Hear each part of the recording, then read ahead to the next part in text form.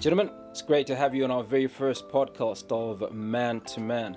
Dom, appreciate you joining us. Lwazi, good to see you. So the conversation that we're having today is supportive partnerships, men behind successful women. And just a little bit of a disclaimer as to, we had this conversation before we got started as to how Man to Man came about. Well, a group of friends and I were sitting around having some drinks. And one of our friends said to us, guys, I wish somebody would speak to my husband man to man. And that for me was basically the sound of the pin drop. And it spoke to the many issues that men have, the many conversations that men should be having, but actually aren't.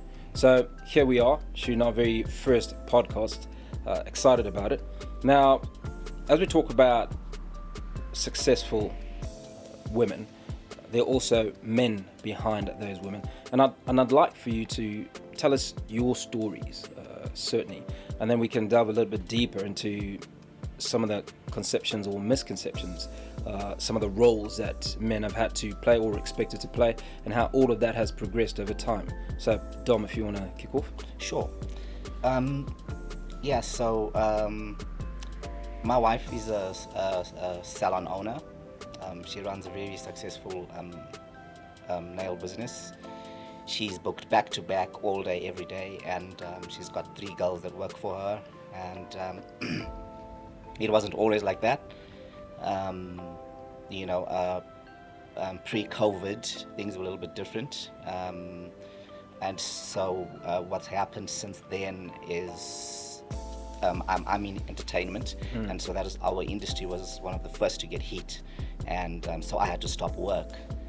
She was still able to go for a bit, and then after that,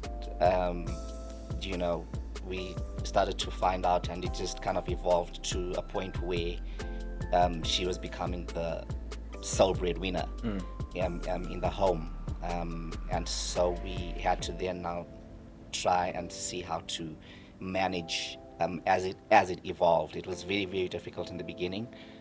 As a man, we're naturally, it's in our DNA to be the provider, so when she brings in the ching more than you, it's like, it can be emasculating, but there's always a way around it, as long as you both, kind of have the understanding. Was your story before obviously we delve into the questions and try and pack both situations? Sure. My story is similar to Dominic's. I am married to a lovely wife as well, who's very supportive, very strong woman. We also went through a rough patch where for the longest time she was the breadwinner, and she's in a very demanding industry where you would find that she would have to be so busy to an extent where a lot of the things I would have to take over, as far as being, because we have a daughter who's 3 now, and it happened at a time where she was much younger. She was just a bit over a year. It was during the COVID period as well. So you'd find that I'd have to be at home with my daughter, speaking to what you said about, gender roles sort of like being reversed in a way. And it was, as Dominic has said, emasculating. I think that was the word he used. And it was tough, especially on the ego. But it was a very educational period for me. I had to see things differently at the time, and I had to show up in a way that I would not expect myself to have had to show up in those days. So yeah, I think that's my story. We got married very early, so for me, I didn't have a present father every day. So I was raised by my mom. So when we went into the marriage initially, it was a thing of, all I knew was I loved her and I wanted to be with her. Yeah. So the proper structures that I now see, have made it a quite interesting ride. Yeah. So Dom, how have those roles changed in your family setup? Because when the majority of us men marry, one of the things that we want to do is we want to be the ultimate providers to our wives, to our kids, to our families, for as long as we can see into the future, at the very least. But obviously, if there's a change, how do you handle that change, and what is the sort of emotions that you went through? I've always been the provider. I mean, like I was, like I said, I was in entertainment. I was on tour at least, throughout the year, at least 6 months of the year, I'd be on tour.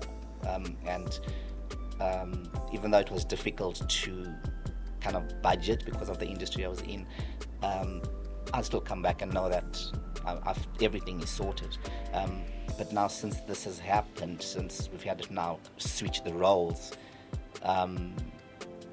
for me it was, you're at home.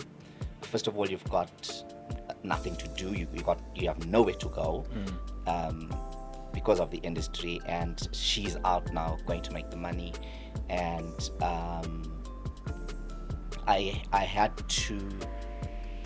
we had to get a point where we had to discuss it, because initially a lot of the weight was kind of 50-50. Yeah. When you are sharing expenses with your wife and all, but you don't want her to have all the expenses. But we had to get to a point where we couldn't like sweep it under the rug and just hope things would be better.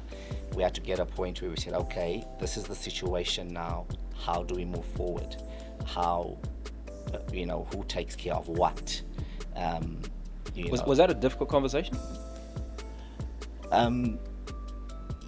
Yes, it was. It was difficult to have as a man, even though I knew that she knew. Yeah. I was at home, but we had to have the discussion. I couldn't just, for example, just go for a drive or plan a journey or a trip or something without her having most of the input, because obviously she's going to bear most of the expense on whatever we want to do as a family, if it's going out or whatever it is. So we had to get to a point where we call a spade a spade. This is what it is. This is how it is now. How do we then move together? How do we plan? How do we budget? And it's worked. It's worked. It initially, like I said, was very, very difficult to have the conversation, but we have managed to get to a point where, okay, it is what it is. Was it now, ordinarily when you're, well, I suppose not to generalize, but when you guys started out as a family, man and wife, did you have a joint bank account? How did you share expenses, or did you split expenses? Did you put all your money into one pool and then decide, okay, this is what we're going to do? Let me start by saying it was a very humbling experience. Like I said, I was coming from a place where I didn't have, a father who was as present as I feel they should have been. So I didn't have a lot of, knowledge in terms of what I'm supposed to bring to the table as a husband. And I found out really quick that it was much, much different than just dating. So, it was tough in the sense that, because I knew that I loved her and that I wanted to be with her for the rest of my life, but I hadn't really thought through the financial part of it. And she was in a place where, she's very career driven and everything is going well for her, and she said yes because she loved me as well. We'd been friends since varsity days. So even when it came to things like joint accounts, it wasn't really a conversation that we had until later, when I was actually able to bring something to the table, something that would be worth mentioning. So we only had those conversations later, and when we did, it wasn't. It was still humbling in the sense that we weren't, or rather, let me say, I wasn't very financially educated as she was. So with being a man, there's a lot of ego that comes with it, and as Dominic has said, when you have those conversations, it's tough, especially I felt for me as a man. So we eventually had the conversation. We don't necessarily have a joint account, but I think it's there as like an idea. But we don't have like one account that we're like, okay, when everyone gets paid, it all goes there. But she knows how much I get, I know how much she gets, and then we sort of draw up a budget from that. So who makes the decisions on how to spend the finances? I see why you'd ask that. Because she still, even to date, gets the bulk of the money that comes into our household. So I think also I can't put it on her. As a man, because you have this expectancy on you, that's sort of like rule of thumb. It's not really spoken, but like it's in the room. Like you're supposed to be getting most of the money. Yeah. Somehow, I guess society does that, but sure, because of that, it makes it really difficult to come forward and say we should probably buy a car when you have the lesser percentage. Like if the bulk is going to come from her, you sort of want to take a step back. And like I said, it's a very humbling experience. So a lot of the time she's had to lead, and I've had to learn that, it's okay. Like maybe I've had to unlearn certain things. Yeah. Because I don't think being a leader necessarily means you have to have the say in everything, and your word has to be, the one final word. So yeah, that's. So there's a saying that goes. In fact, I think it's from the Bible, that says, "Women, respect your husbands," because ultimately that's what we're looking for. We're wanting to be respected. So even I'd imagine if we're not earning the bulk of the income, there is an expectation that there would be respect. Do you feel respected, Dom? I do. Initially, because of my personal ego, I didn't feel respected enough. But this was on me, and not being able to say, "Hey, look, I'm struggling because I'm not bringing in anything, so we're not bringing in the most of the income." So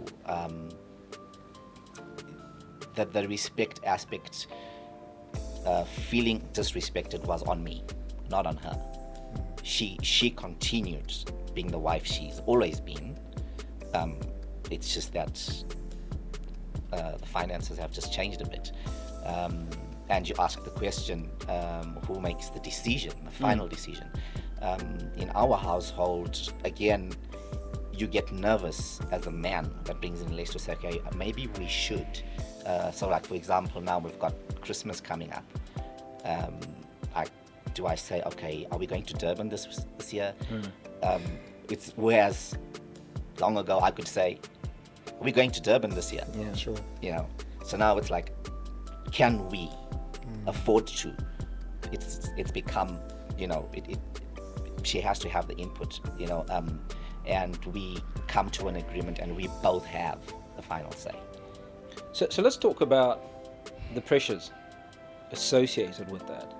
And one of those pressures, I'd imagine, is how do I as a man earn more? How do I regain my status as a breadwinner?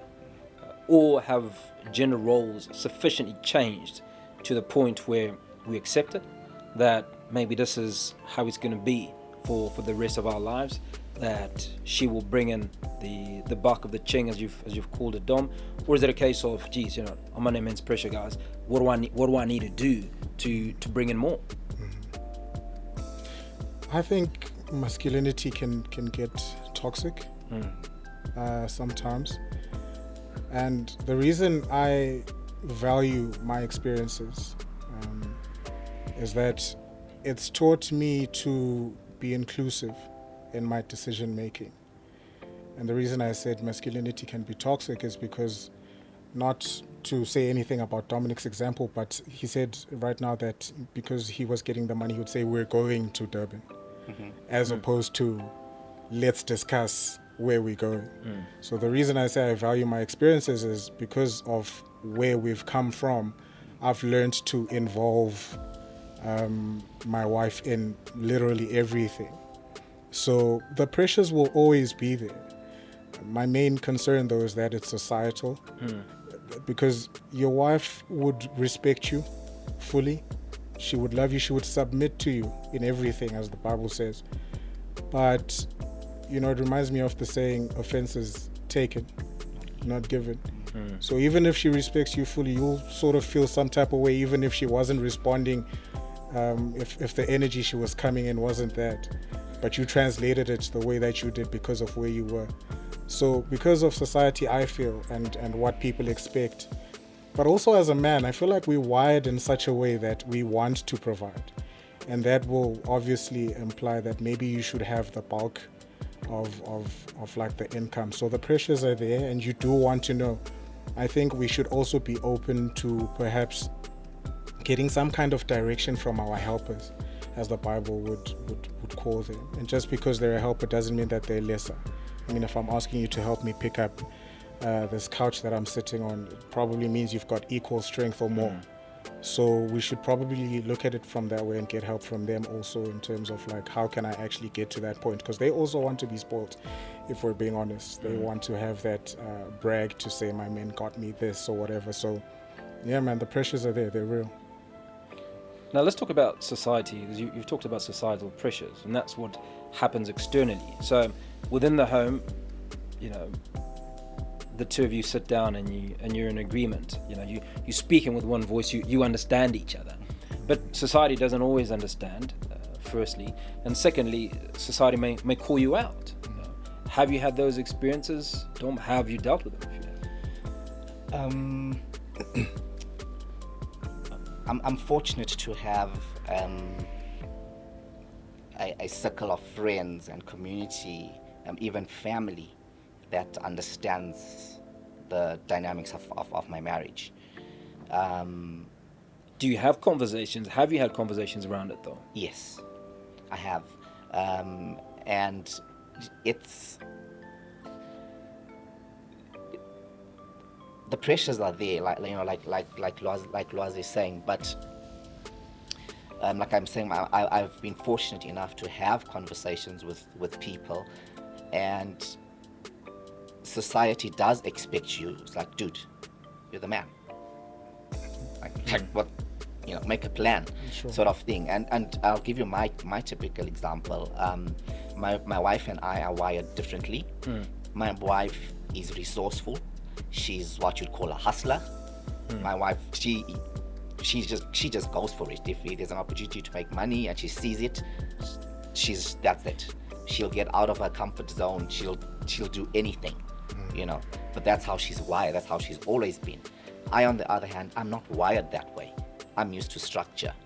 I'm used to, okay, this is what I do. This is how I make my money, and yeah, I'm used to that. But what this has done now, it's had to take me a little bit out of my comfort zone.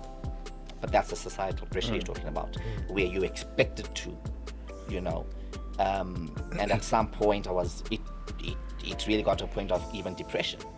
And at some point I was like, look, I'm not going to let this, society dictate to me what I should be doing. I'll wait, I'll pray for the right opportunities to come, and at some point I know the tables will turn, and so currently I've just gotten back into my part of the entertainment industry, which is hire of equipment and stuff like that. I've gotten back into it a little bit more actively now, making sure I have more equipment so that I can do more hires and stuff like that. So it's taken a while for me to get to that point where I'm personally driven to say, and I must say, Sasha, my wife, she's been very encouraging in that respect. She hasn't talked down on me and said, "Oh, you're not bringing anything. You should be doing this right now." She's been encouraging, and so I update her. Oh, so this and this is happening now. I think I'm this much closer to achieving this. We've tried other things. I've tried other things that were out of my comfort zone and it just didn't work because that's not how I'm wired. And she wouldn't criticize me for it. She'd say, "Well, at least you tried," and we keep moving. And Rosie, let's talk about the structures in your life. Outside of your family, your friends, the guys you work with. Do you have these conversations, and what are the perceptions? Certainly, what is the input that you get from those outside your immediate circle? So for me, the main support structure that I've had has come from church. My spiritual parents. I'm a believer, so I go to church a lot. And if I'm going to get any kind of support as far as my marriage is concerned, it's always been from there. Because I got married fairly young, a lot of my friends aren't married. So they were definitely not the people to go to about the issues that I have, because it's not the same thing as dating, like I said before. So it's been them. They've been very helpful. We've had the conversations because we had to do, we unfortunately, because of the way that we did things, we didn't go through premarital counseling. Yeah. So we only did it after. And that's when we started having those conversations. Not to an extent that I would have liked, but it definitely helped. And yeah, I think that's the biggest structure that I have right now, because I don't have that kind of relationship with my father or my mother. So a lot of the things I've had to figure out myself, and of course with the help of the Holy Spirit, which is probably the biggest part of everything. So let's talk about advice.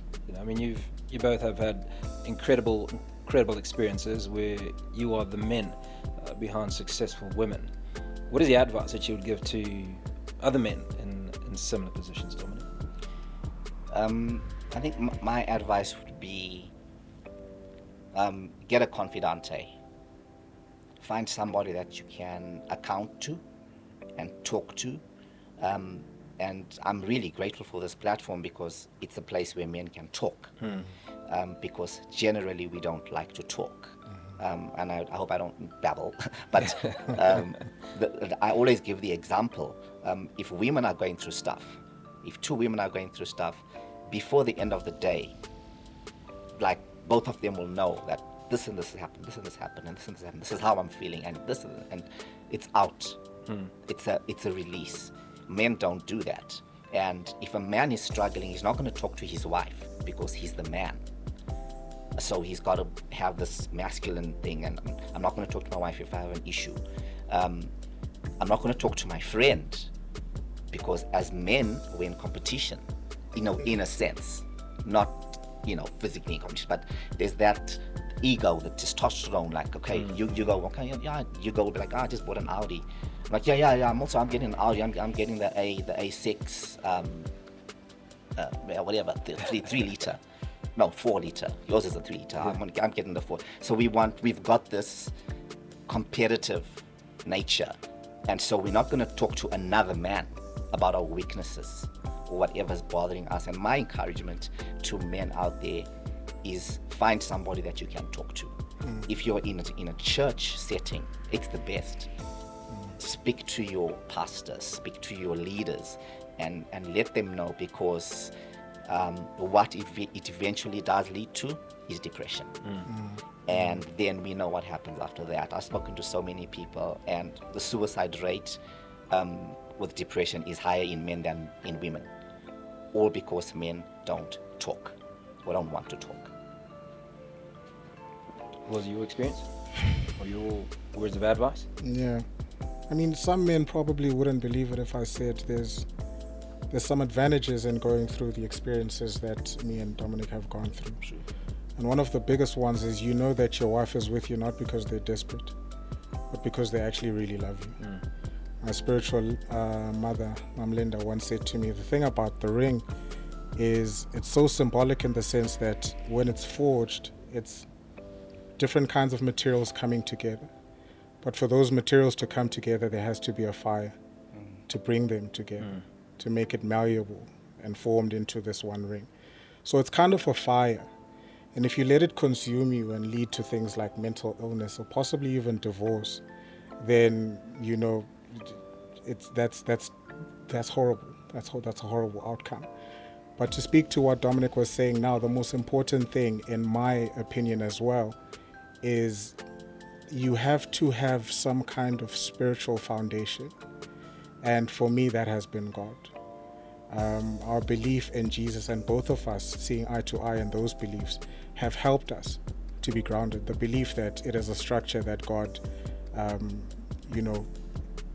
designed himself for family and whatever. There's guidelines in the Word that help us to go through these fires and to stay together till today. So my advice would be that take it back to the originator, be open, put pride aside, and take it as a fire that's bringing you guys even closer and closer together. Yeah. Cool. So as we wrap up our very first podcast, and you guys have made history along with it, just give us a brief, Dom, we'll start with you, of what are some of those conversations that men should be having but aren't? Because as you said, man to man is a platform. Well, I think depression definitely is one of the biggest that I think should be tackled. The things that men don't talk about, you know, when you hit the fourth floor, I don't know if you know what I mean, 40 years and above, the hydraulics don't always work the way you want. But guys are not going to talk about it. Yeah. And you should have those conversations. There's reasons for that. It's natural, it's biology. Your testosterone levels drop when you reach a certain age. So what do you do about it that's healthy, that's not going to affect your heart? That men don't have those sort of conversations. So that would be one. Parenting teens, the transition. I'm learning on the. I've never had anyone to teach me how to parent a teen until my child became a teen. And you learn those sort of things as you go, and you make errors sometimes and all, but parenting styles and things like that. I think there's so much. Yeah. Lwazi, what would you want to hear or to talk about? In my home language, we have a saying that says, "Indlela ibutwala basembili," and what that translates to in English is, well, the literal translation would be you ask for the route from the one who's ahead. Right. So because we at different levels in life, men really have to have these conversations as we are now on Man to Man, where you've gone ahead, be it finances, be it mental health, be it marriage, be it abuse, be it whatever societal conversations are being had there. We need advice from each other. You may be ahead in something, I may be ahead in something else. And the more we have those safe spaces, it works for a better society, especially if we're going to say we're leaders and providers and protectors. We definitely can't leave it to chance. We do need to have those conversations. Gentlemen, appreciate your time. Thanks so much for being a part of today's show. Awesome. Thank you so much. Thanks for having us. And that's where we leave it for today. So this has been our very first conversation on Man to Man. I'm your host and executive producer, Hugo Ribatika. Look forward to seeing you again for our next conversation on Man to Man. Let's do better.